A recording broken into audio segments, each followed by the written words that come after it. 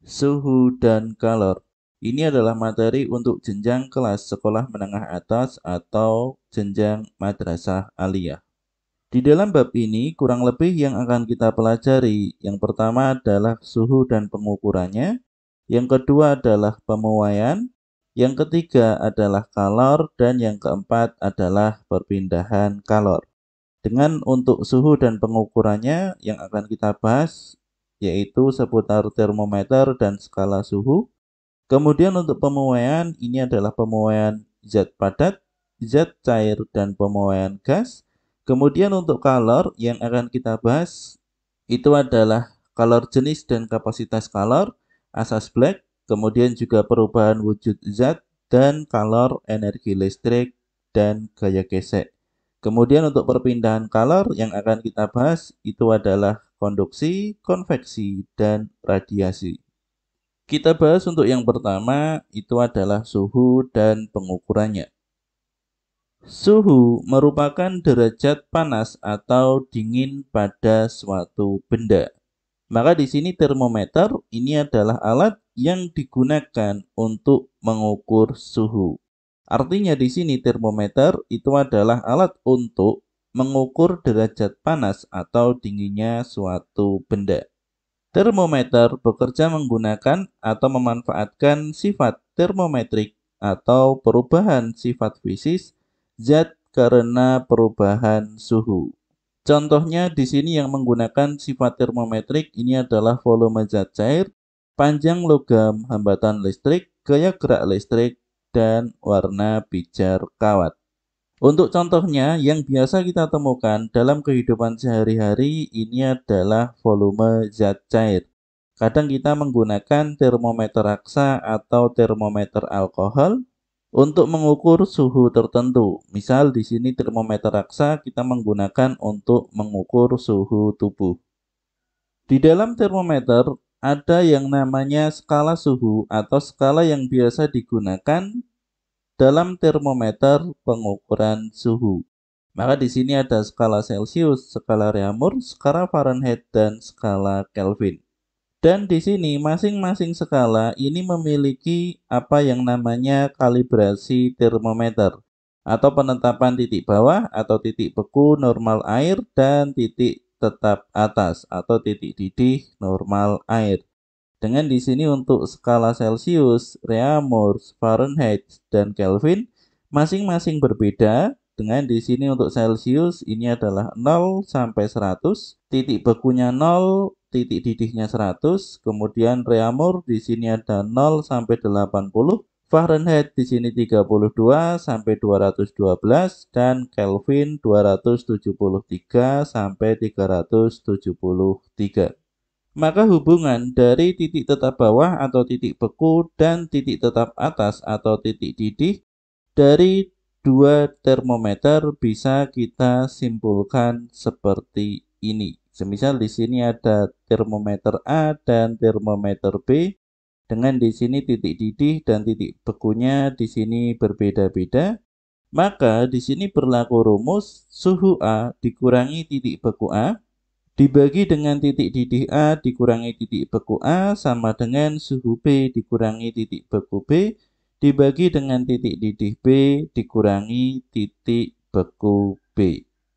Yang di sini untuk konsepnya sebenarnya ini sama dengan konsep kesebangunan di dalam matematika. Jadi di sini semisal panjang ini adalah 1, panjang ini adalah 2, panjang ini adalah 3, dan panjang ini adalah 4, maka di sini 1/2 sama dengan 3/4. Jadi di sini 1 panjang ini itu adalah suhu A dikurangi titik beku A. Jadi di sini suhu A dikurangi titik beku A, kemudian panjang 2 ini itu adalah titik didih A dikurangi titik beku A. Kemudian untuk yang 3 ini itu adalah suhu B dikurangi dengan titik beku B, suhu B dikurangi titik beku B, dan dibagi dengan titik didih B dikurangi dengan titik beku B. Jadi di sini panjang yang 4 ini adalah titik didih B dikurangi titik beku B. Dari rumus ini, maka di sini kita bisa mengkonversi untuk satuan Celcius ke reaumur, atau Celcius ke Fahrenheit, atau Celcius ke Kelvin, atau di sini juga sebaliknya. Dan di sini bisa juga reaumur ke Fahrenheit, reaumur ke Kelvin, atau Fahrenheit ke Kelvin. Dengan cara di sini suhu Celcius dibagi suhu reaumur itu adalah 5/4. Jadi di sini 5/4 didapat dari 100 dibagi 80. Sama-sama dibagi 20, hasilnya adalah 5/4. Jadi di sini titik didih A dikurangi dengan titik beku A, atau di sini titik didih Celcius dikurangi titik beku Celcius, hasilnya 100. 100 dipindah ke atas, kanan atas, di sini 100. Dan titik didih reaumur 80 dikurangi dengan 0, hasilnya di sini 80, sehingga 100/80 itu adalah 5/4. Kemudian suhu dari reaumur dikurangi dengan titik beku reaumur itu adalah suhu dari reaumur. Sehingga di sini dipindah ke kiri bawah, maka di sini menjadi TR. Karena di sini dikurangi dengan 0. Kemudian di sini juga TC karena di sini juga dikurangi dengan 0. Dan di sini juga berlaku kebalikannya. Jadi di sini TR per TC sama dengan 4/5. Kemudian untuk Celcius ke Fahrenheit ini adalah 5/9. Untuk 5 ini adalah 100 dibagi 2. Untuk 9, 212 dikurangi 32, hasilnya 180 dibagi 20, hasilnya 9. Kemudian di sini untuk TC tetap karena di sini dikurangi titik beku dikurangi 0. Dan di sini untuk TF ini dikurangi 32 karena titik bekunya ini adalah 32. Jadi di sini untuk konsepnya sama dengan yang tadi, ini kita tukar tempat. Jadi di sini titik didih dikurangi titik beku berada di atas, kemudian untuk suhu dikurangi titik beku berada di kiri bawah. Begitu juga dengan kebalikannya. Kemudian di sini untuk Celcius ke Kelvin, karena di sini bisa dilihat dari 273 ke 373 ini adalah 100 dan di sini juga 100, maka di sini kita hanya mengurangi 273 atau menambah 273. Dan untuk rumus ini bisa kita sederhanakan lagi dengan di sini semisal TC sama dengan 5/4 TR, atau di sini TR sama dengan 4/5 TC. Maka rumusnya menjadi seperti ini. Sekarang kita masuk ke contoh soal. Ketika suatu zat cair diukur suhunya dengan termometer skala Kelvin menunjukkan 348 derajat Kelvin. Tentukan suhu zat cair tersebut apabila diukur dengan termometer skala A skala Celcius, B skala reaumur, C skala Fahrenheit, dan D skala tertentu yang memiliki titik beku 20 derajat dan titik didih 70 derajat. Baik, untuk yang pertama, di sini kita mengubah dari Kelvin ke Celcius, maka di sini kita buka lagi pembahasan kita yang tadi untuk rumus mengubah Kelvin ke Celcius. Jadi di sini untuk suhu Celcius ini adalah suhu Kelvin dikurangi dengan 273. Sehingga di sini dari 348 derajat dikurangi dengan 273 derajat, hasilnya adalah 75 derajat. Sehingga di sini untuk yang A jawabannya adalah 75 derajat. Kemudian untuk yang B dari 348 derajat Kelvin diubah ke reaumur, atau di sini dari 75 derajat Celcius diubah ke reaumur, maka di sini kita ubah dari Celcius ke reaumur, sehingga di sini kita menggunakan 4/5.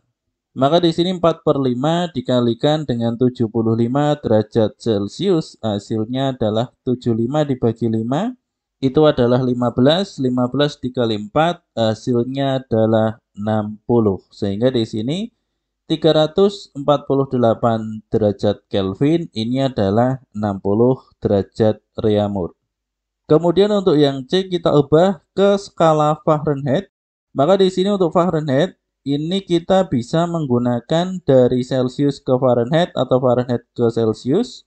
Atau di sini dari Reaumur ke Fahrenheit atau Fahrenheit ke Reaumur. Jadi di sini dari Reaumur kita ubah ke Fahrenheit, maka kita menggunakan rumus yang ini.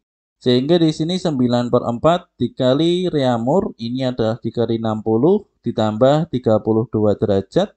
60 derajat dibagi 4, hasilnya 15, dikali 9, hasilnya 135. Ditambah dengan 32 derajat, hasilnya 167 derajat Fahrenheit. Sehingga di sini 167. Kemudian untuk yang D, skala tertentu yang memiliki titik beku 20 derajat dan titik didih 70 derajat. Ini tadi sudah kita bahas, kita menggunakan rumus yang ini, rumus yang dengan konsep kesebangunan ini.